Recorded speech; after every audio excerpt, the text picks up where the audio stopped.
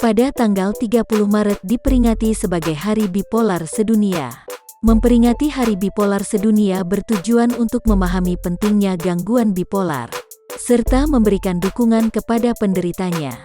Selebgram terkenal Indonesia, Rachel V-nya salah satu di antara yang mengalami bipolar. Lewat Instagram Story miliknya, ia memberikan kesempatan pada netizen untuk bertanya terkait bipolar. Lewat pertanyaan yang diberikan, Rachel memberikan jawaban jika awalnya ia tidak menyadari mengidap bipolar. Cuma kalau udah under treatment biasanya tahu gejalanya. Kayak overly high, terlalu happy, impulsive, cepet ke distract, pokoknya kayak orang energi gitu ngomongnya cepet banget kayak kereta kadang aku suka motong omongan orang tanpa sadar.